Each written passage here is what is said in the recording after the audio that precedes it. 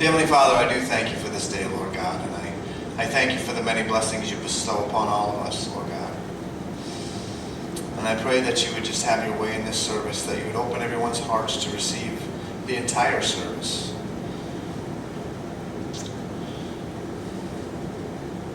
God, and that you would bless everyone here today. I ask all these things in Jesus' name. Amen. Amen. All right, thank you, Derek.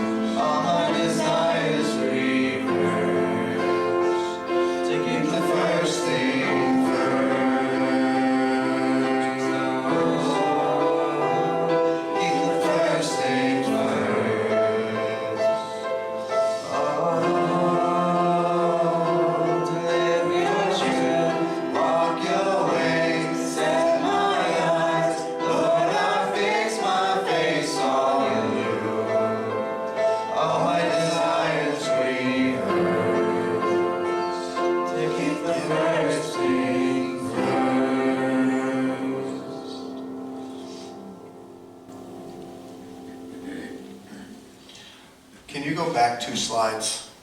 Go back. Or the one that was to live your ways, live your truth, walk your ways, set my eyes. Lord, I fix my face on you. All my desires reversed. Keep the first thing first. Yeah. Praise the Lord.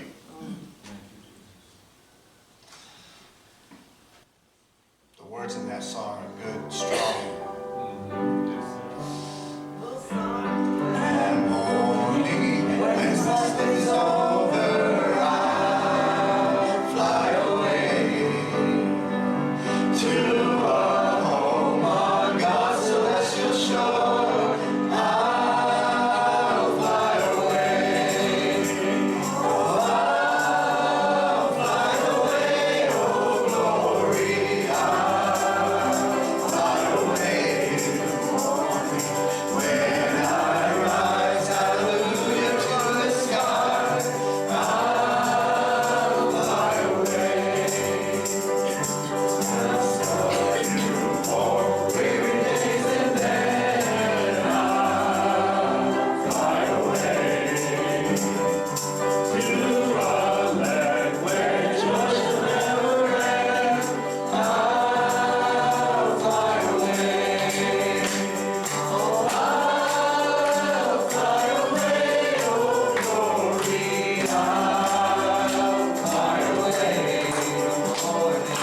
When I rise, hallelujah, to the sky, I'll fly away.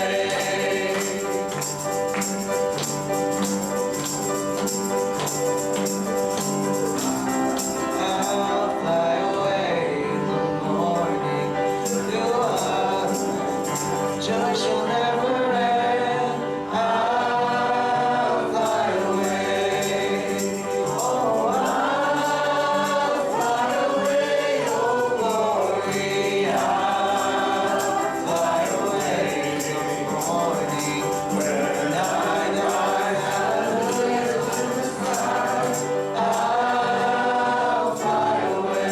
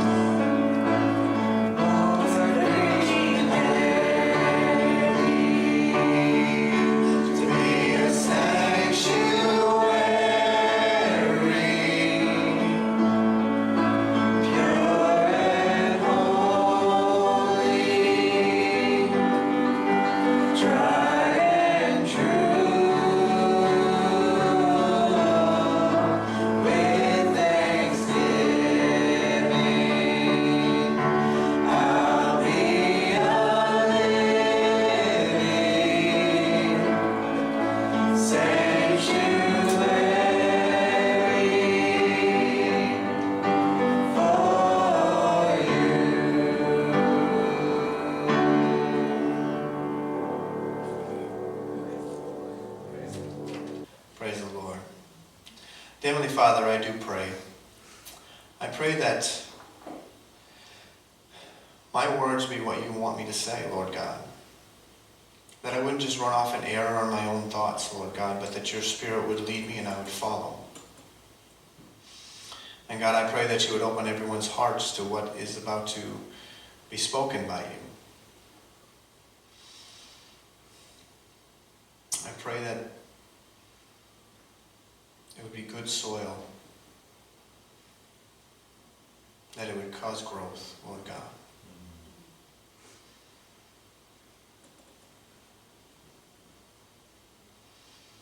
Because God, you say that your people perish for lack of knowledge, and that knowledge is of you.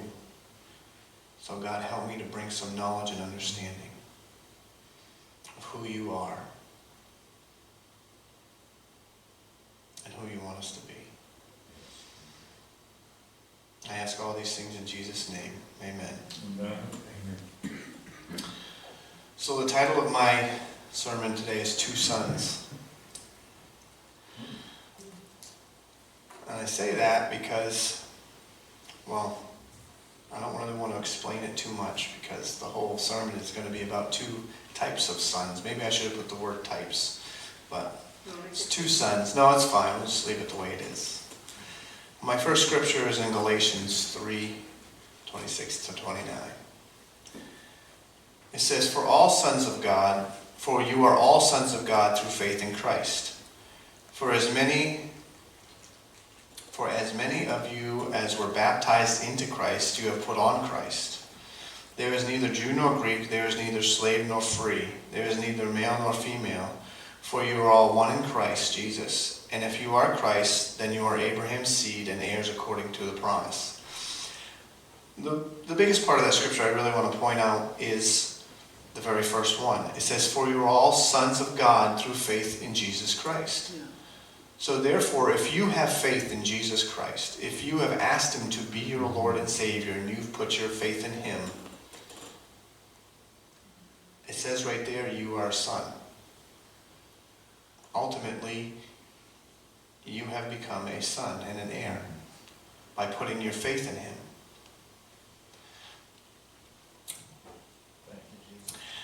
Another scripture that kind of iterates basically the same thing is John 1:11 through 13. And it says, He came to his own, and his own did not receive him, in verse 12. But as many as did receive him, to them he gave the right to become children of God, to those who believe in his name. Again, if you receive Christ, you believe in his name, you have the right to become children of God. Thank you. That's real easy. Yep. It's not hard. Everybody wants to claim you are a son. You can be. By putting your faith in Christ, you have the right, and you have become a son and an heir and a co-heir to God. But my title is Two Sons. Two types. There's a reason for that. And I have a few scriptures that are going to go over this. Because there's a point I want to get to in the end.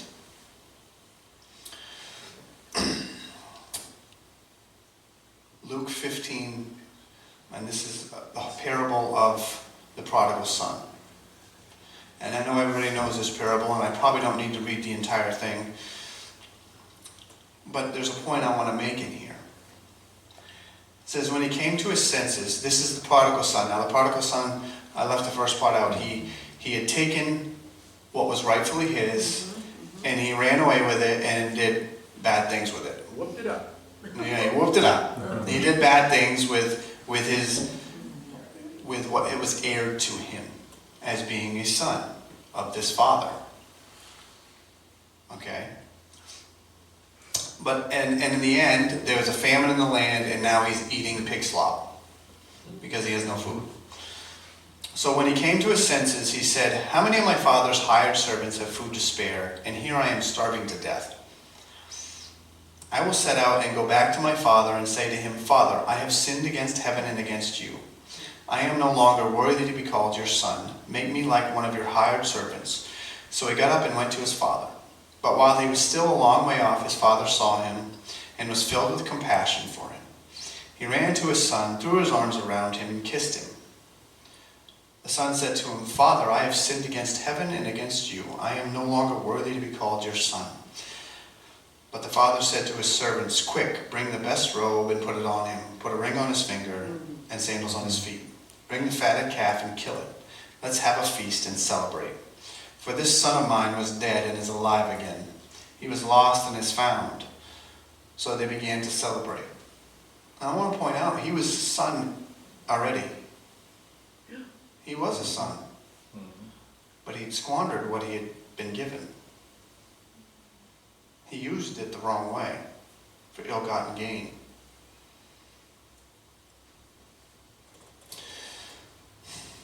But when the son repented and came back, the father forgave him.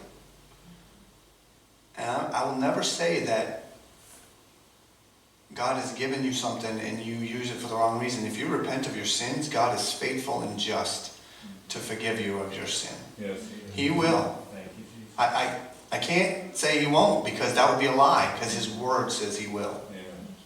Humility goes a long way with God. Humility goes a long way with God, absolutely. But I also don't recommend doing what the prodigal son did. Right. I can't go around recommending that either. I would say that's probably not the best thing for anyone, because look where he ended up. And if you really think about what happened to him, he uses the terms in a normal human standard as not having food unto death. But when we actually separate ourselves from God further and further away, we actually spiritually become weaker. We don't grow in that area. It's almost like death. That's good, yeah, that's right. And we can do that with what God has given us. But he will accept us back. I know, because I've done it. Praise the Lord. And I don't tell my kids to do that. I don't teach them to do that. As I tell them, it's better. It's far better if you stay. But I can't deny the fact that God is faithful and just, and he will forgive you. He will. So anyways, meanwhile, the older son was in the field. When he came near the house, he heard music and dancing, so he called one of the servants and asked him what was going on. "Your brother has come," he replied, "and your father has killed the fattened calf, because he has him back safe and sound." Yeah. The older brother became angry and refused to go in. So his father went out to him and pleaded with him. But he answered his father, "Look, all these years I've been slaving for you and never disobeyed your orders. Yet you never gave me even a young goat so I could celebrate with my friends. But when this son of yours who has squandered your property with prostitutes comes home, you kill the fattened calf for him." Now this is really what I want to pay attention to. "My son," the father said, "you are always with me, and everything Right. I have Right. is yours." Yeah. That's Not just a fatted calf and a white robe and a ring. Yeah. Everything I have is yours. Wow. Because you are always with me. Now, yes, at this moment, that older son got a little jealous. Okay? And sometimes, let's face it, if we're not seeking God's love as Christians, we can get jealous of other people who we've seen do horrible things, and all of a sudden God is blessing them. Yeah, that's right. Because they're turning their life around. Yeah. Okay? So it's easy enough for even us to do. But there still is a difference. The one son who came back after squandering everything, yes, he got accepted back, and praise God for that. God will accept you back. But the other son, the father said, "Everything I have is yours, because you are always with me." Wow. Praise God. Yes. Because God says he knows the plans I have for you. Amen. We need to trust those. We need to seek them. Because his plans are good plans, far better than anything we could accomplish on our own.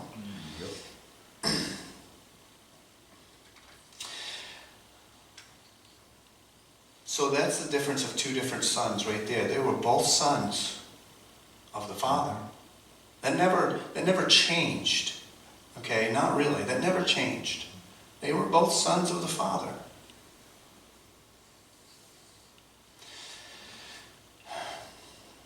In Proverbs 10:5, it says, "He who gathers in summer is a wise son, but he who sleeps in harvest is a son who causes shame." Again, both sons. Both sons. Similar aspect as the prodigal son. One went out into the harvest field and gathered. The other slept through it. Decided he didn't want to.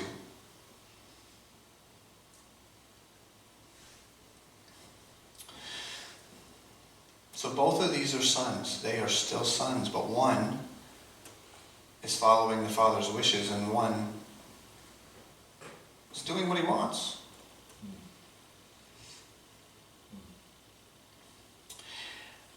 And I did copy this down. In the Septuagint, this verse is this way: "The son of understanding is saved from the heat, but the sinful son is blasted by the wind and harvest." It's just interesting. I put that in there because it's the son of understanding, and we gain understanding through Christ our Savior. Yeah, I'm really feeling convicted. I'm not ready for winter. We're getting there. It's still happening. Your son helped you out more yesterday. Yes, he did. Which son was it? Well, the other one's a couple hours away. Well, actually, no, he's not, but he's doing his own thing. Oh boy.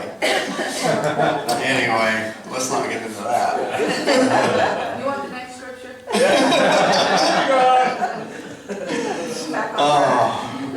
Yes, Romans 8. It says, "Therefore, brethren, we are debtors, not to the flesh, to live according to the flesh. For if you live according to the flesh, you will die. But if by the Spirit you put to death the deeds of the body, you will live. For as many as are led of the Spirit of God are sons of God. For you did not receive the spirit of bondage again to fear, but you received the Spirit of adoption, by whom we cry, Abba, Father. The Spirit himself bears witness with our spirit that we are children of God." See, the Spirit of God will let you know that you are a child of God. It will work with you. But do you know, even in ourselves, we can not listen. We can, what's it say? If you don't live according to the flesh. Any one of us, I myself, have days I don't want to go do stuff. Well, praise God, he's merciful and thankful and forgives me. If I turn to him and ask him for forgiveness.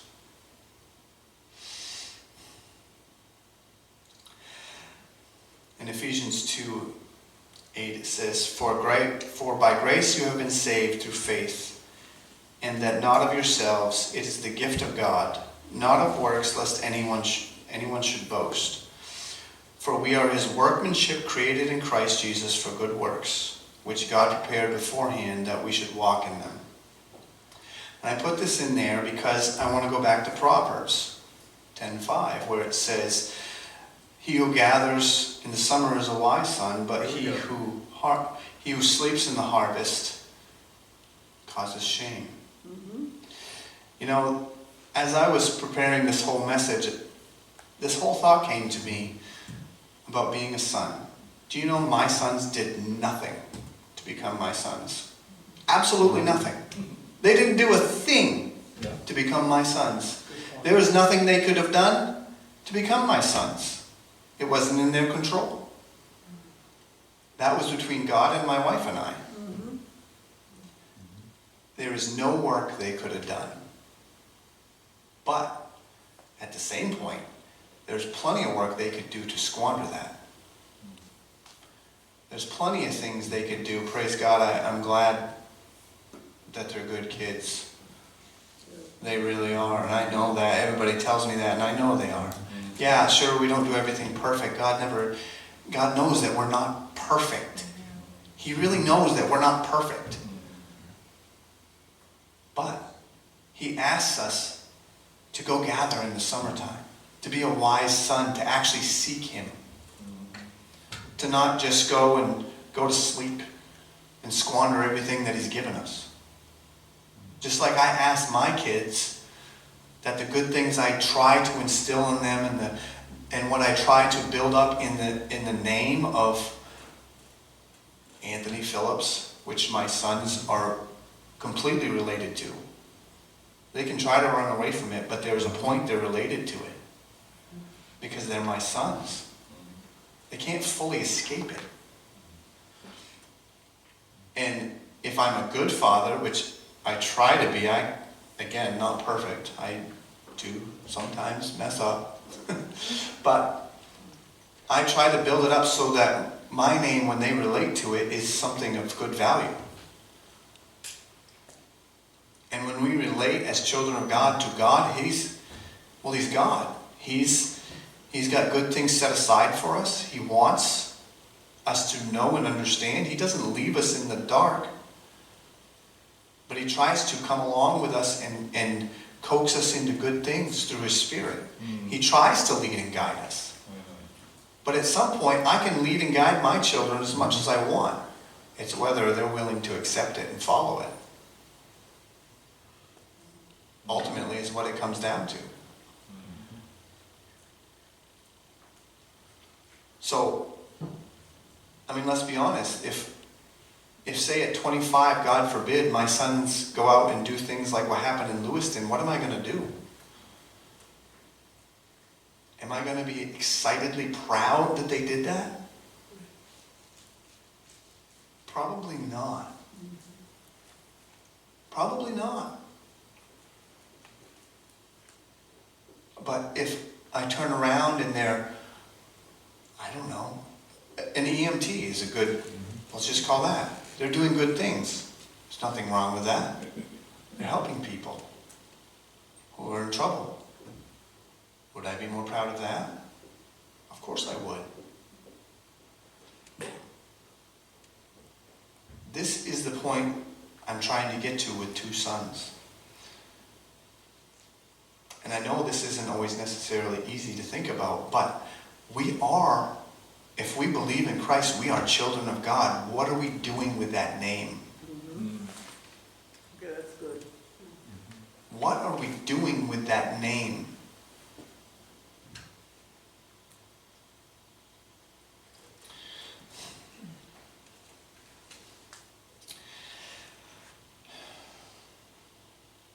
In Galatians 5:25, and I know I preached this before, it says, if we live by the Spirit, let us walk in the Spirit. When we live by the Spirit, it tells us that we are sons and children of God. But the next step to that is let us walk in it. Let us walk in it. In other words, let us, in the New Living Translation, I like this, so I put it in here. Since we are living by the Spirit, let us follow the Spirit's leading in every part of our lives. Yeah, yeah, The doing. yeah. The doing. Yeah. Listen, I know it says by works we cannot gain this. My kids didn't do anything to gain sonship. They didn't. There is absolutely nothing they could have done. There is no work. They couldn't come to me and say, Dad, I want to be your son. That's an adopted son. That's a little different. But even then,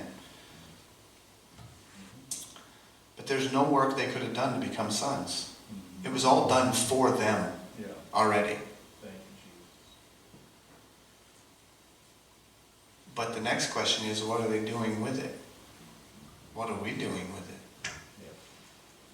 That's something we need to consider on a regular basis. Are we being like the prodigal son for the moment and going out and squandering everything that is given to us? The life and liberty and the freedom? I'm not going to say I never did that in my life, because I 100% did. I've done that before. But I never want to do it again. And I pray I never do. I pray God continue to help me with that.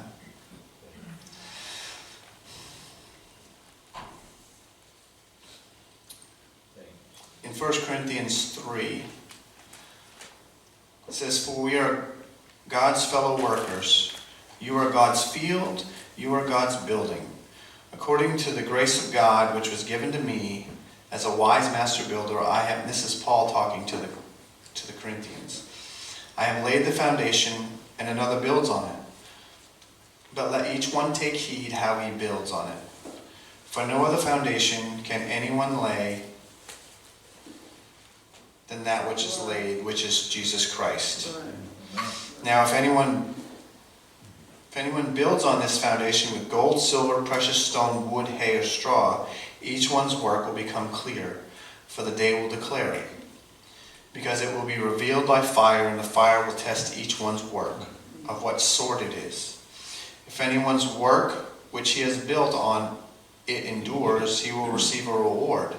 If anyone's work is burned, he will suffer loss. But he himself will be saved, yet as through fire." Praise God, that's talking about us, sons. It really is talking about sons and what we do with it. Yes, absolutely. That whole thing is talking about what we do with it. How are we laying on top of the foundation that was laid in us? How are we laying things down on top of Christ Jesus as our foundation? What are we doing with it? There will come a day that will declare what we've done with it.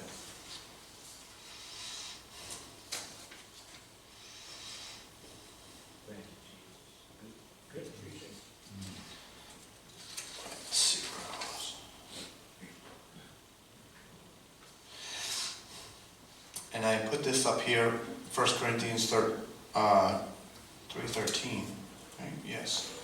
I just compared these, just one verse.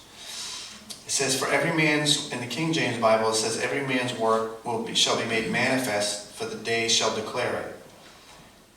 Because it shall be revealed by fire, and the fire shall try every man's work, and what sort it is."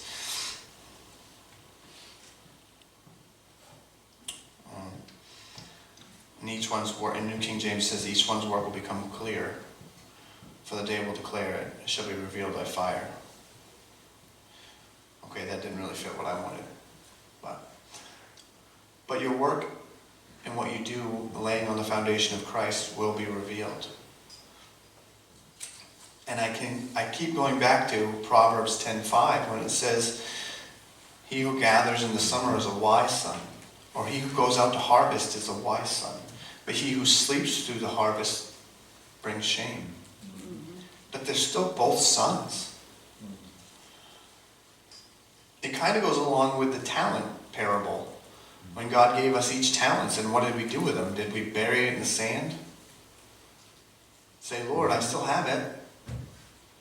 Praise God. I'm glad you still have it. But put it to use.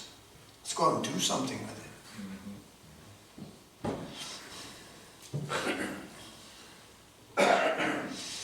Because there are good works that God has set before us. And I wanted to end with this. It's Romans 8:19. It says, "For the earnest expectation of the creature waiteth for the manifestation of the sons of God." Or in the New King James, it says, "For the earnest expectation of the creation eagerly awaits for the revealing of the sons of God." All creation is waiting for us to be made manifest. And the only way you manifest is if you go out and do something. If you hide, you're not made manifest. If you sleep, you're not made manifest. It's the same as you can't put your light under a bowl, or you can't hide your light behind a bush. What does that do? It puts it out in a manner of speaking, but God says that we should be a light shining on a bright hill. A light shining bright on a hill. In other words, We're a spectacle up high for everyone to look at. Mm-hmm. Yeah. That's actually where God wants to place us, in a place where everybody's going to see you. Mm-hmm.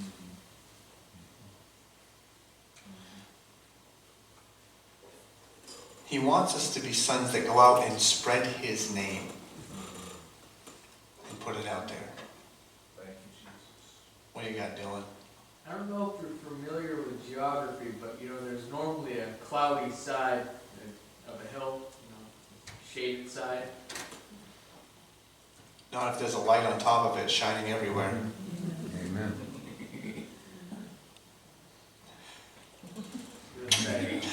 Touche, Dylan.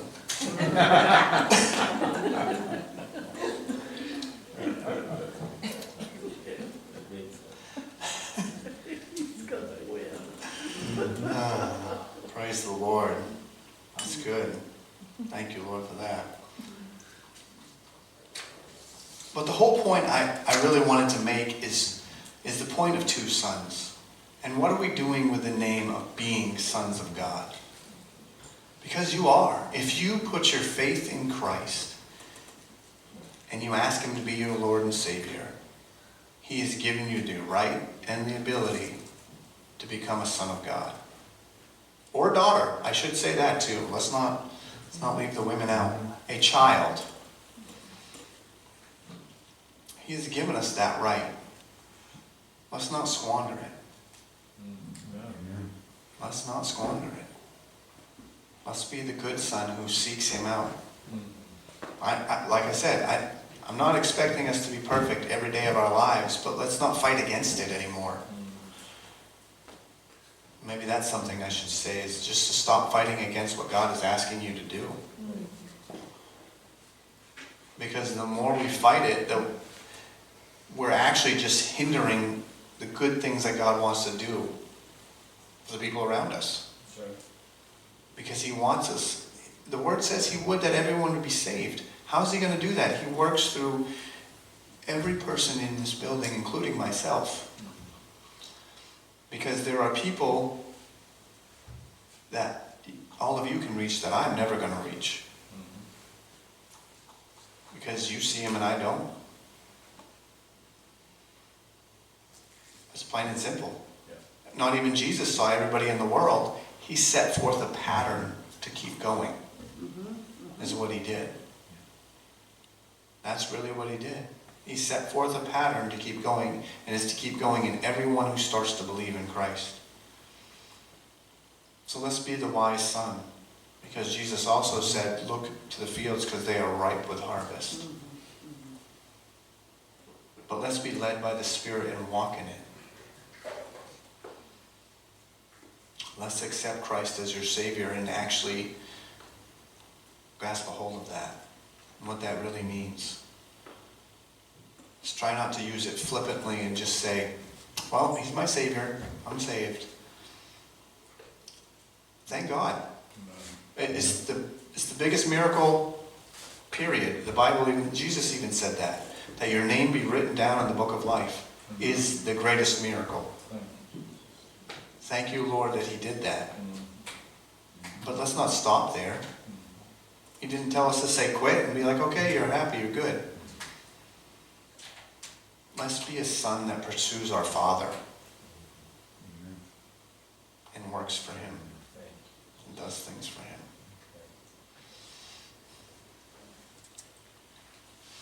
Praise the Lord. I said I'd try to keep it short. I think I did all right.